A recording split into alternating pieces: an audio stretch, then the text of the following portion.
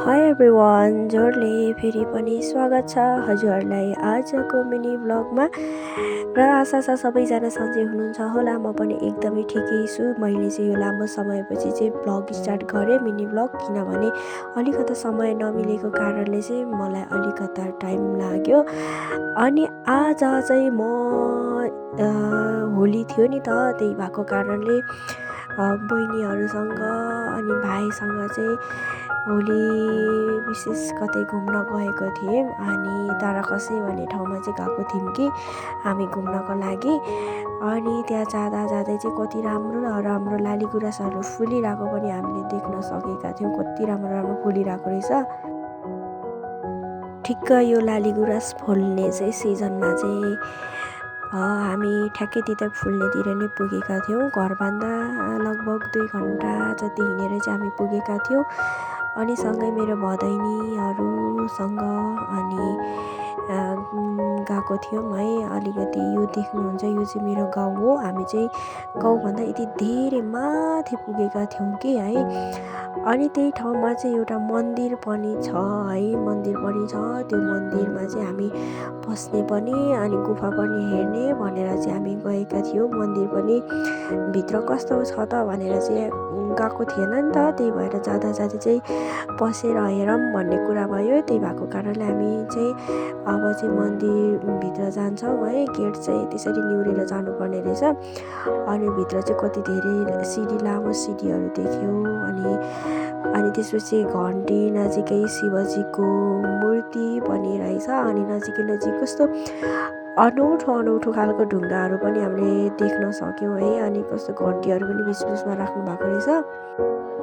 ढुङ्गाहरू चाहिँ अनि कस्तो अनौठो क्या त्यो गुफाभित्र कति धेरै गुफा थियो। अनि त्यहाँ नजिक चाहिँ बत्ती बालेर जानुपर्ने थियो। बत्ती बिना चाहिँ अँध्यारो के पनि नदेख्ने थियो कि।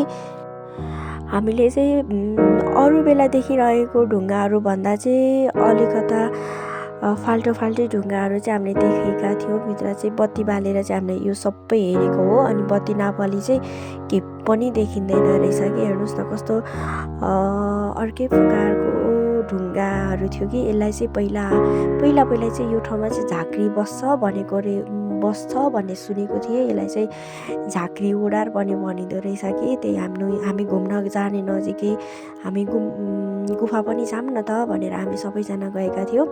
अनि यसरी अगाडि मेरो भदै, त्यसपछि पछि हामी चाहिँ यसरी बत्ती बालेर चाहिँ विभिन्न ठाउँमा पालहरूमा सबै ठाउँमा चाहिँ सकेसम्म हामी जाने कोसिस गऱ्यौँ। अलिकता बाटोहरू पनि अब अप्ठ्यारो थियो, ढुङ्गाहरू भएको कारणले अलिकता अप्ठ्यारो पनि थियो।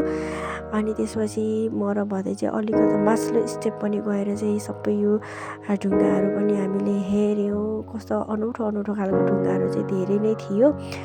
अनि त्यसपछि झरेर चाहिँ हामी ठ्याक्कै बाहिर निस्किसकेपछि मात्रै मैले भिडियोहरू लिएँ, किनभने बिचमा अलिकता गाह्रो भयो कि। अनि त्यही भएर भिडियो लिइनँ।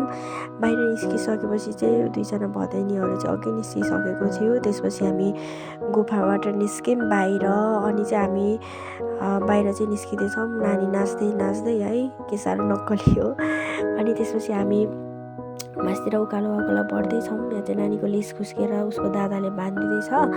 अनि त्यसपछि यहाँ 2जना हाम्रो भदैनीहरू हिँड्न नसकेर, खास गरी यो मान्छेहरू चाहिँ कटारीबाट अस्ति नै आएको कि आउन चाहिँ, तर मैले भिडियोहरूमा कतै पनि देखाएको थिइनँ। आज चाहिँ घुम्न जाने भनेर पनि भिडियोहरू थोरै मेमोरी हुन्छ भनेर बनाइराखौँ न भनेर चाहिँ बनाएका थियौँ। अनि हामी चाहिँ त्यो गुफा चाहिँ अलिक तल थियो नि त, त्यही भएर हामी त्योभन्दा माथि हिँड्दै फेरि उकालो लागिसकेका छौँ। गुफामा उकालो चढ्दा चाहिँ दिदी बहिनीको यहाँ अनि भाइहरू चाहिँ त्यहाँनिर चाहिँ ताराखसीमा चाहिँ होली खेलेको रहेछ। भाइहरूले चाहिँ हामीलाई अबिर लाउनु न दिदी, अबिर लाउनु न भन्दै थियो, तर हामी चाहिँ नलाउने भनेर चाहिँ लगाएको थियौँ। हेर्नुहोस् न अरू भाइहरूको अनुहार अनि हाम्रो अनुहार। बहिनीहरूलाई चाहिँ हाई गर्दैछ, पुरा खेलिरहेको थियो। कस्तो रमाइलो हुन्छ नि त। अनि यही हो मेरो भाइ बहिनीहरूको खेल्दै है। हामीलाई त अब त्यति धेरै मन पनि लाग्दैन। अनि भाइहरू चाहिँ होली खेल्न गइसकेको छ। अनि यहाँ नजिक चाहिँ त हजुरको आँखा तिखो बनाएर हेर्नुहोस् कतिवटासम्म बाख्रा छ। अनि हामी चाहिँ घर फर्किँदै चाहिँ कस्तो राम्रो सल्लाहहरू पनि थियो। अनि त्यो सल्लाहहरूलाई पनि मैले देखाएँ। त्यसपछि हामी चाहिँ अब चाहिँ घर फर्किँदैछौँ। घर फर्किँदै बिचमा गुराँसहरू पनि फुलेका देखेका छौँ र अब अहिलेसम्म हेरेर साथ दिनुभएकोमा धेरै धेरै धन्यवाद। अब हामी भेट्छौँ